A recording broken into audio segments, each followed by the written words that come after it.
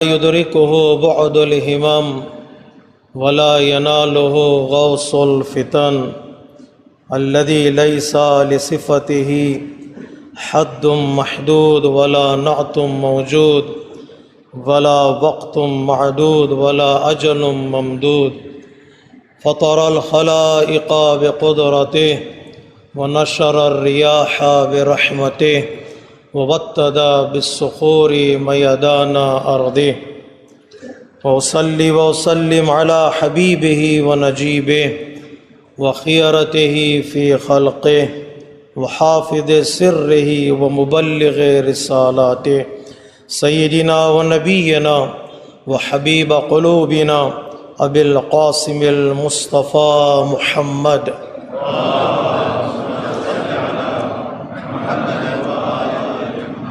وعلى آله الهداة المهديين ومن تبعهم بإحسان إلى يوم الدين وصل على أئمة المسلمين وحماة المستضعفين وهداة المؤمنين وصل على بقية الله في الأرضين أوصيكم عباد الله بتقوى الله ونظم أمركم أما بعد فقد قال الحكيم في كتابه الكريم وقوله الحق بسم الله الرحمن الرحيم يا أيها الذين آمنوا اتقوا الله وكونوا مع الصادقين صدق الله العلي العظيم.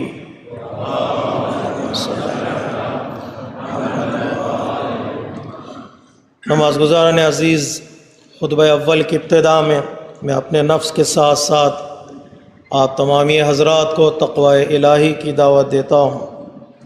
یہی وہ بہترین راہ نجات ہے جس پر چلنے کے بعد انسان دنیا میں کامیابیوں کی منزل کو طے کرتا ہے اور آخرت میں سعادت مند بنتا ہے۔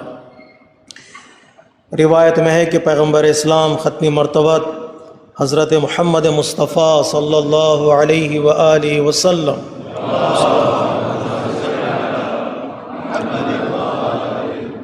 نے ایک مرتبہ جبرائیل امین علیہ السلام سے گزارش کی کہ اے سید ملائک اذنی، مجھے نصیحت کرو، مجھے موعظہ کرو۔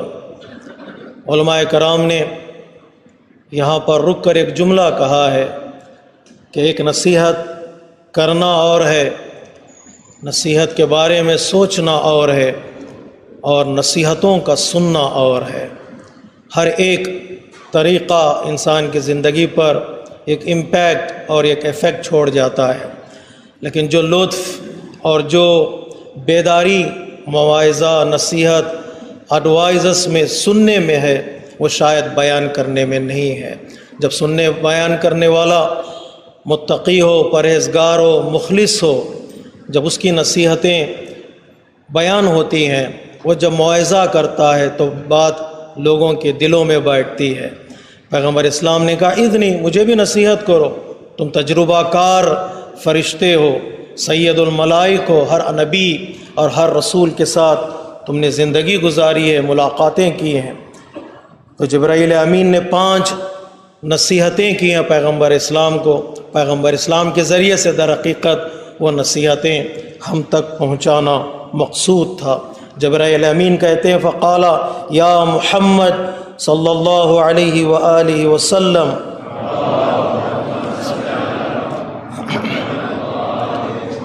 عش ما شئت فإنک میت، تم زندگی جیسے گزارنی چاہو، لائف تم جیسے بھی گزارنی چاہو گزار لو، چاہے امیرانہ زندگی ہو یا فقیرانہ زندگی، عیش والی زندگی ہو یا زاہدانہ اور زہد والی زندگی ہو، جیسے زندگی تم گزارنا چاہتے ہو گزارو۔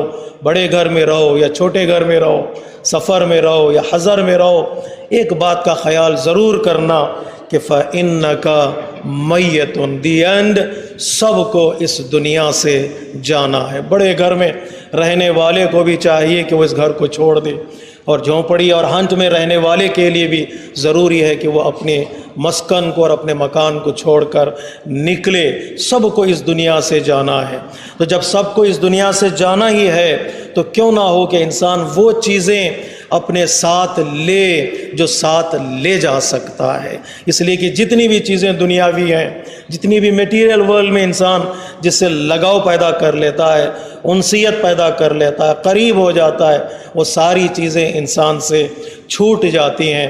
اگر کوئی چیز انسان کے ساتھ چلتی ہے اور ساتھ ہو جاتی ہے اور انسان کے ساتھ رہتی ہے حشر تک، یوم قیامت تک، وہ انسان کا عمل، وہ انسان کے ڈیڈس ہیں، وہ انسان کے ایکشنز ہیں جو انسان سے کبھی جدا نہیں ہوتے۔ قبر میں ساتھ رہیں گے، حشر کے میدان میں ساتھ رہیں گے، اگر نیک اعمال ہیں تو نور بن کر ساتھ رہیں گے، خدا نخواستہ اگر برے اعمال ہیں تو انسان کے لیے اندھیرا، تاریکی اور ڈارکنس کے طور پر رہیں گے۔ تو ان چیزوں کو ساتھ لو جن چیزوں کو تم ساتھ لے جا سکتے ہو قبر میں اور پروردگار عالم کی بارگاہ میں۔ دوسری نصیحت، جبرائیل امین کہتے ہیں احبب من شئت فإنک مفارقہ، جس سے چاہے محبت کرنا چاہو کرو، جس کو اپنے دل میں بٹھانا ہو بٹھاؤ، جس کو اپنے دل میں اتارنا ہو اتارو، لیکن ایک بات کا خیال کرنا تمہارے لیے ضروری ہے، وہ یہ کہ تمہیں اپنے محبوب کو چھوڑنا پڑے گا، تمہیں اپنے محبوب کو ترک کرنا پڑے گا۔ اسی دنیا میں جس سے ہم محبت کرتے ہیں، جسے چاہتے ہیں، حتیٰ بعض علماء کرام کہتے ہیں جن کے لیے ہم اپنی زندگی خرچ کر دیتے ہیں، صرف کر دیتے ہیں، وہ بھی ساتھ چلنے کے لیے تیار نہیں ہوتے۔ باپ کا بیٹے کا رشتہ، ماں اور بیٹی کا رشتہ، اور بھائی بھائی کا رشتہ، اور بھائی بہن کا رشتہ، اور جس سے بھی انسان محبت کرتا ہے، چاہتا ہے، اٹھتا ہے، بیٹھتا ہے، ایک وقت ایسا آئے گا جب موت کی آواز آئے گی، انسان لبیک کہے گا، یہ سارے رشتے اور سارے لوگ جن کو ہم دل سے چاہتے تھے وہ یہیں رہ جائیں گے اور ہمیں چھوڑ کر جانا پڑے گا۔ کوئی بھی انسان کے ساتھ قبر کے اندر نہیں آئے گا، نہ تنہا نہیں آئے گا بلکہ قبر کے کنارے کھڑے ہو کر انسان اپنے ہاتھوں سے اس بندے پر مٹی ڈال کر چلا جاتا ہے، اس لیے کہ یہاں سفر انسان کی زندگی کا ختم ہو جاتا، تمہیں چھوڑنا پڑے گا۔ تو پھر کون سی شخصیتوں سے انسان لگاؤ رکھے، محبت رکھے؟ دنیا میں رہو، شفقتیں ہیں، مہربانیاں ہیں، دوستیاں ہیں، رشتہ داریاں ہیں، اٹھنا ہے، بیٹھنا ہے، لیکن کچھ ایسی شخصیتوں سے اپنا دل لگاؤ جو شخصیتیں تمہارے ساتھ آنے کا انہوں نے وعدہ کیا ہے، تمہاری مدد کا انہوں نے وعدہ کیا ہے، جس کی طرف حضرت سلمان فارسی رحمۃ اللہ علیہ کہتے ہیں، خواب میں جب حضرت ابن عباس نے سوال کیا، اے صحابی رسول بتاؤ مرنے کے بعد تمہیں کون سی چیزیں کام آئی، کون سی پرسنالٹیز کی طرف توجہ تم نے کی جو مرنے کے بعد وہ پرسنالٹیز تمہارے کام آئیں اور وہ چیزیں تمہارے کام آئیں؟ تو حضرت سلمان فارسی نے کہا، ایک ایمان بے خدا، اللہ پر ایمان رکھنا، اللہ پر یقین رکھنا، اللہ پر توکل کرنا موت کے بعد بہت کام آیا، اور دوسرے پیغمبر اسلام ختمی مرتبت کی رسالت اور آپ کی نبوت کی گواہی بہت کام آئی، اور تیسرے ولایت امیر مومنان علی ابن ابی طالب علیہ السلام، یہ تینوں چیزیں میرے بہت کام آئی ہیں۔ وہ کون سی چیزیں، پرسنالٹیز ہیں جو قبر میں بھی ہمارے ساتھ کام آئیں گی؟ ان لوگوں سے انسان کو چاہیے کہ اپنا دل لگائے، وہ حقیقی محبت ہے جو انسان اس دنیا سے ان کو لے جا سکتا ہے، اور لے جانا بھی چاہیے، اس لیے کہ انہوں نے وعدہ کیا ہے کہ ہم تمہارے ساتھ رہیں گے۔ نیک اعمال اور اچھے کام، گڈ ڈیڈز جو انسان اس دنیا میں انجام دیتا ہے وہ انسان کے ساتھ قبر میں آئیں گے۔ یہی طریقہ تھا حضرت سلمان فارسی کا، آپ مشہور ہو چکے تھے پیغمبر اسلام کے زمانے میں، وہ کان سلمان من شیعت علی ابن ابی طالب علیہ السلام۔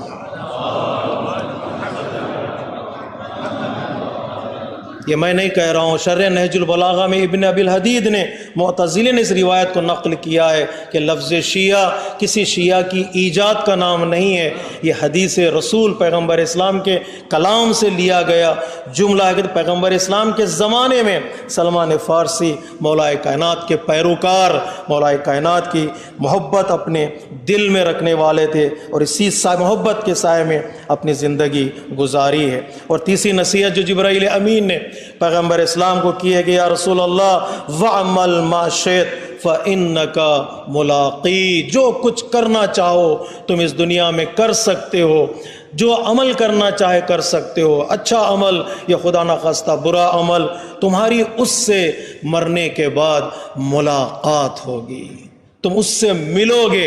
ہر عمل کا ایک جسم ہوتا ہے، ہر عمل کی ایک باڈی ہوتی ہے جو تجسم اعمال کی جسمانیت کا جو عقیدہ رکھتے ہیں، مرنے کے بعد وہ اعمال فنا نہیں ہوں گے، وہ اپنے ریئل فیس میں آئیں گے، انسان ان سے ملے گا۔ اگر اچھے اعمال ہیں تو نور ہے، لائٹ ہے، بہترین ساتھی ہے، ہدایت کرنے والا، گائیڈ کرنے والا، جنت کا راستہ دکھانے والا۔ کئی آیتوں میں قرآن مجید میں ہے مومن کے ساتھ ایک نور ہوگا جو اس کے آگے آگے چلے گا، وہ نور کوئی اور نہیں ہے، وہ ہمارے اعمال کا نتیجہ ہے، ہمارے ایکشنز کا نتیجہ ہے، وہ ریئل فیس ان اعمال کا قیامت کے دن ہمیں نظر آئے گا۔ آج جو ہم نماز پڑھتے ہیں بعنوان نماز ہے، اس کا ایک جسم ہے، اس کی ایک باڈی ہے، لیکن یہی نماز جو قیام و رکوع و سجدے کی صورت میں ہم بجا لاتے ہیں، قیامت میں ایک حقیقی چہرہ اس نماز کا ہمارے سامنے کھڑا ہوگا، وہ نور ہے، وہ لائٹ ہے، جو نماز لائٹ بن کر ہماری زندگی میں نور بن کر آتی ہے۔ قیامت میں ہماری اس سے ملاقات ہوگی۔ مومن بندہ کہے گا جب نور کی شکل میں اس کے اعمال ظاہر ہوں گے، مومن کہے گا پروردگار اس نور کو ہم سے جدا نہ کرنا۔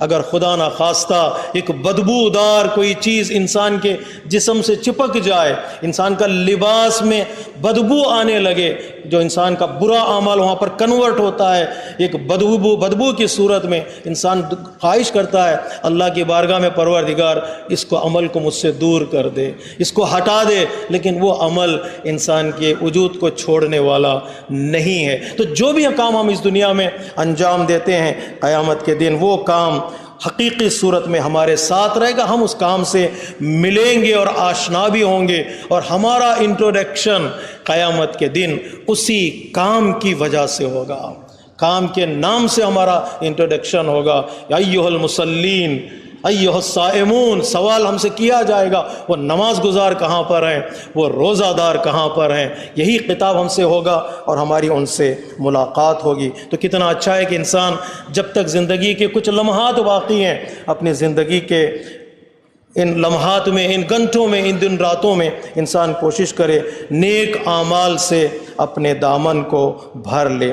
اس کے بعد چوتھی نصیحت، جبرائیل امین کہتے ہیں یا رسول اللہ شرف المؤمن صلاتہ باللیل، مومن کی عزت، مومن کا کمال، مومن کا سٹیٹس اگر دیکھنا چاہتے ہو تو دیکھو کہ وہ نماز تہجد کا پابند ہے کہ نہیں ہے۔ جن لوگوں نے رات کے اندھیرے میں، رات کی تاریکی میں مصلی پر کھڑے ہو کر لبیک اللہم لبیک کہا ہے، تو ان کو اللہ تبارک و تعالیٰ نے عزتوں سے نوازا ہے، شرف سے نوازا ہے۔ پروردگار عالم نے ان کے مقام کو دنیا ہی میں بلند کیا ہے۔ آیت اللہ بہجت رحمۃ اللہ علیہ کہتے ہیں، جو یہ کہتا ہے کہ میں دنیا میں بڑے مقام پر پہنچا ہوں، جو اسپریچول مقام ہوتا ہے بغیر نماز شب کے، تو وہ غلط بول رہا ہے، وہ جھوٹ بول رہا ہے، اس لیے کہ بغیر نماز تہجد کے انسان کمالات کی منزل کو طے نہیں کر سکتا۔ مصلی پر کھڑے ہونے کے بعد جب انسان پکارتا ہے اللہ کو، پروردگار عالم فرشتوں سے پوچھتا ہے میرے فرشتوں بتاؤ اس بندے کو کیا دوں، کیا انعام دوں اس بندے کو؟ فرشتے کہتے ہیں پروردگار جنت دے دے۔ آواز قدرت آئے گی تو وہ نماز، یومیہ نمازوں میں تو جنت لے گیا، یہ تو ایکسٹرا نماز ہے، یہ نماز مستحب نماز پڑھ رہا ہے، یومیہ نمازوں میں وہ جنت لے گیا ہے۔ اور فرشتے کہتے ہیں پروردگار تو ہی بتا تو اس بندے کو کیا دینے والا ہے؟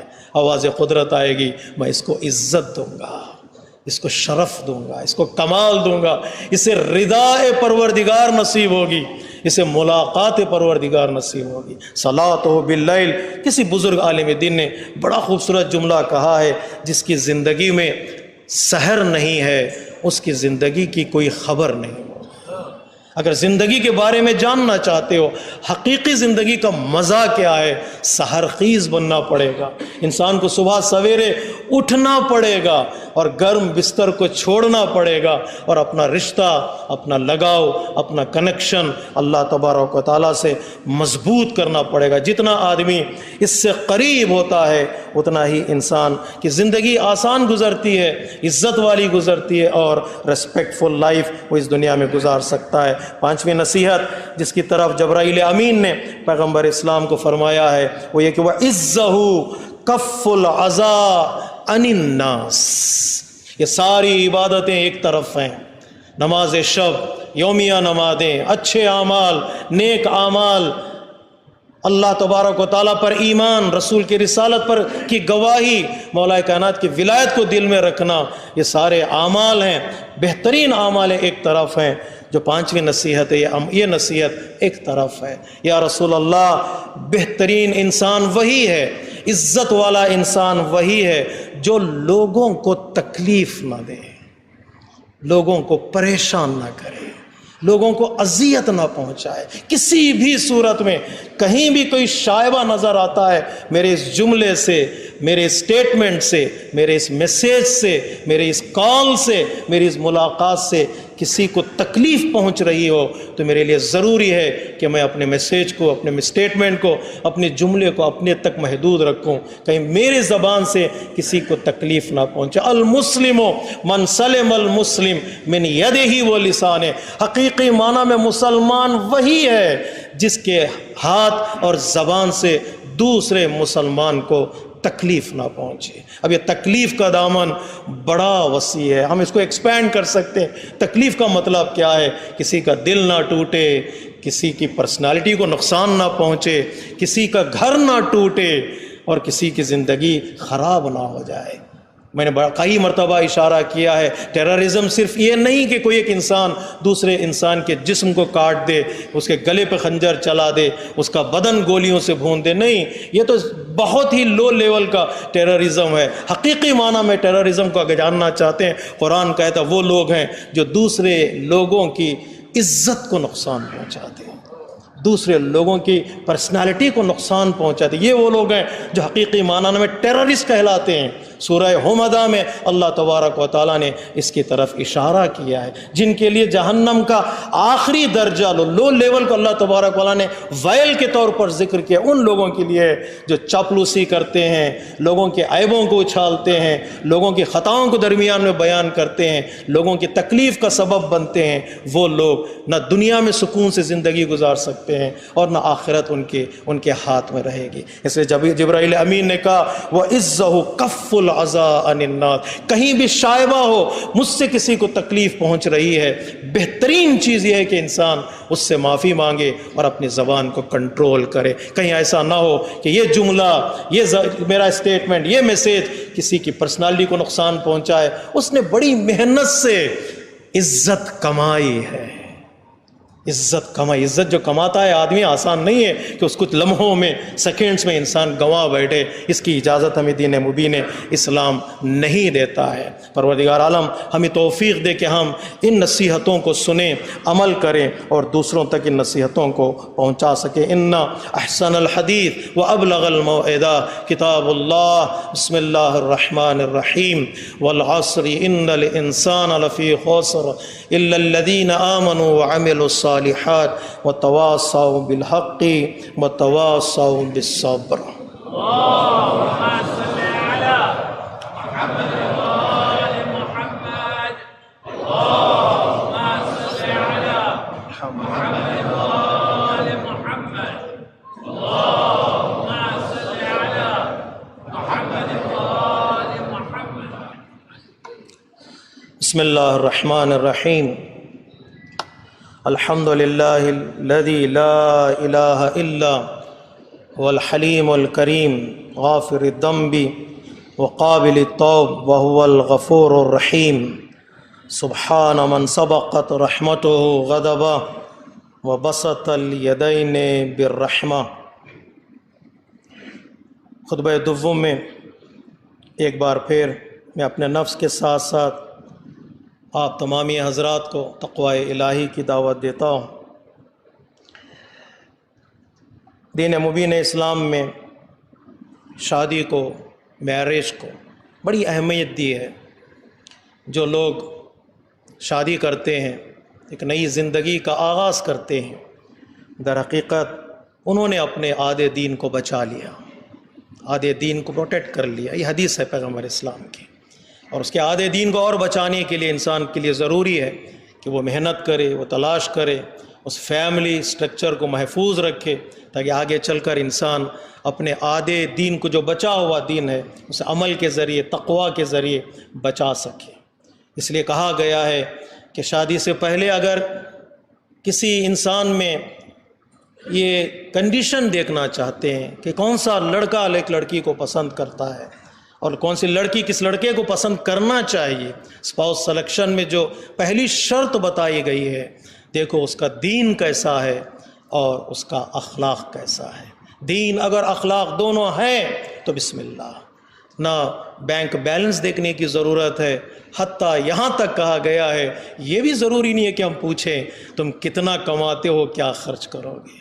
اس لیے کہ اللہ تبارک و تعالیٰ نے ایک رزق کا دروازہ شادی ہونے والے کرنے والوں کے لیے کھولتا ہے، ایک نیا دروازہ۔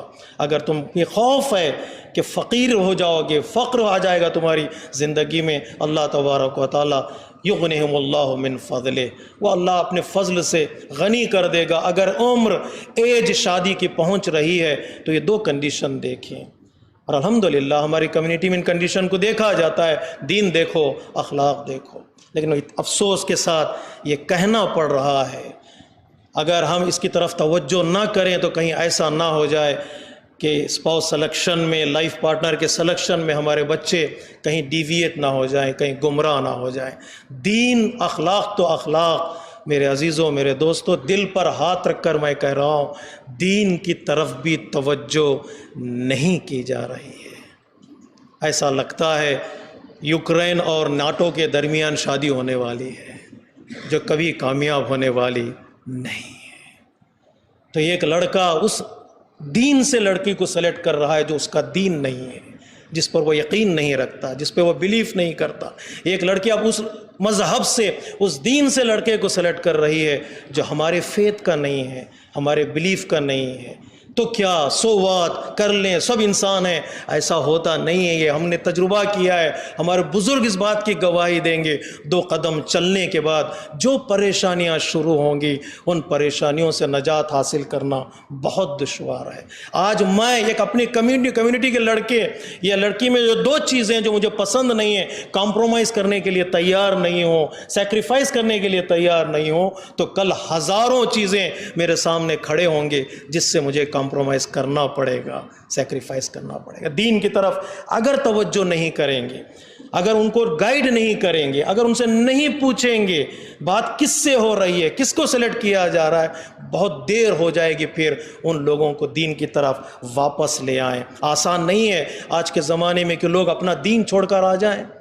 بہت سے لڑکے جن سے ہم نے بات کی ہے تو وہ ابھی کنفیوزڈ ہیں، ادھر رہیں کہ ادھر رہیں۔ ایسا ہوتا نہیں ہے، شادی میں کنڈیشن ہے کہ وہ ہمارے دین کا لڑکا ہو، ہمارے دین اور مذہب کا لڑکا ہو۔ کنورٹ بھی ہو جائیں، کنفیس ہی نہیں ہے تو کنورٹ کیا ہوگا؟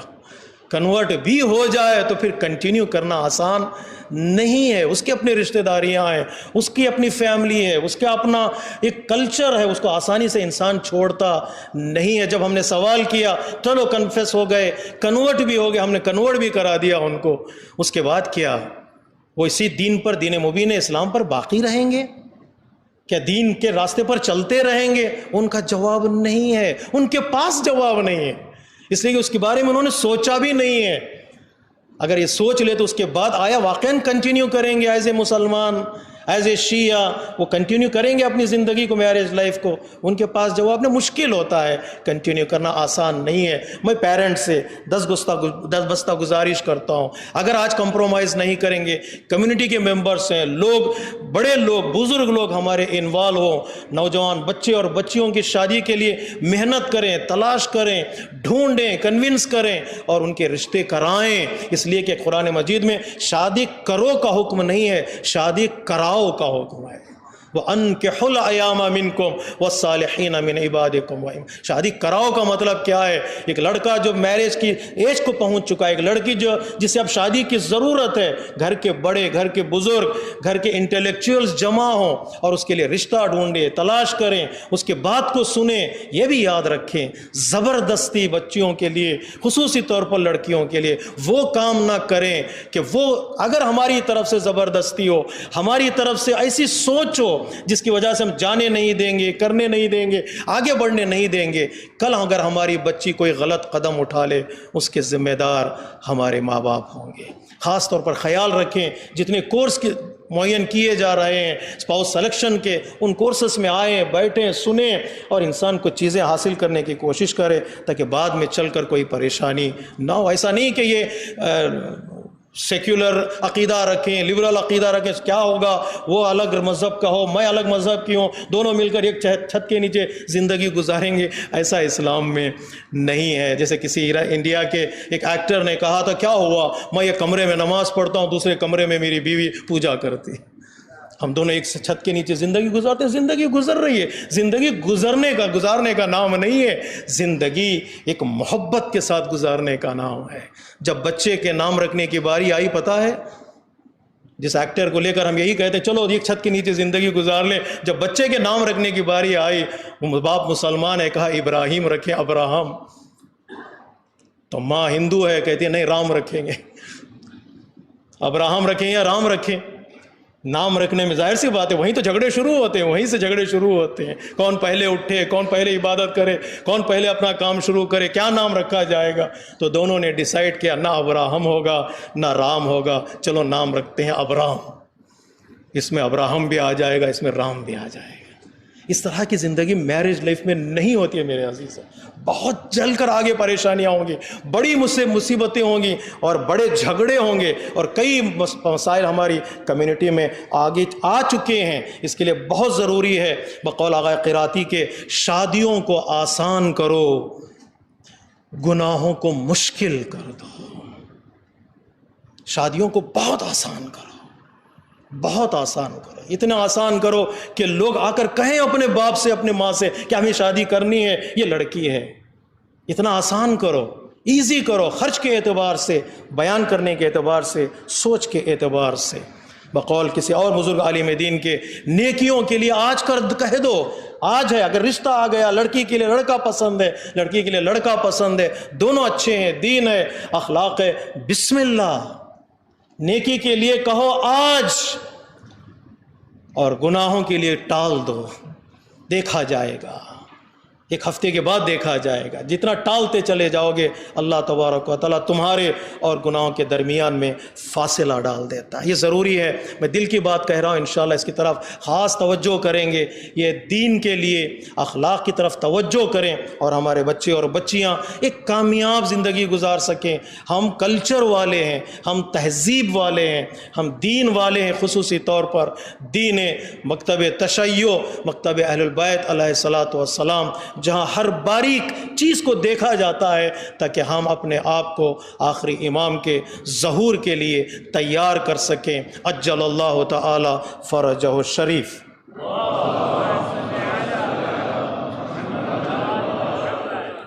اللہم صلی علی سید المرسلین و شفیع المذنبین نبیا محمد صلی اللہ علیہ وآلہ وعلى امام المسلمين وقائد الغر المحجلين امير المؤمنين علي ابن ابي طالب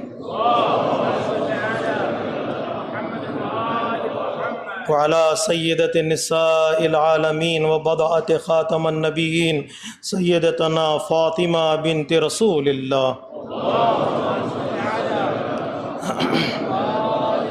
وعلى الحسن المجتبى والحسين الشهيد بكربلاء سيدي شباب أهل الجنة.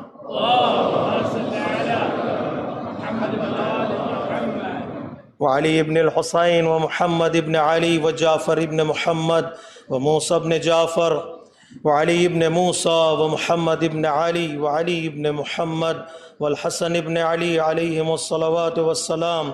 اللهم صل على مولانا صاحب الزمان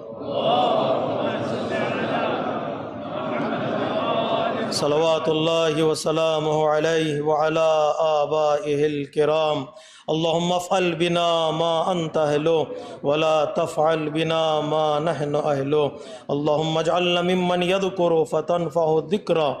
إن الله يأمر بالعدل والإحسان وإيتاء ذي القربى وينهى عن الفحشاء والمنكر والبغي يعظكم لعلكم تذكرون. إن أحسن الحديث وأبلغ الموعظة كتاب الله. بسم الله الرحمن الرحيم.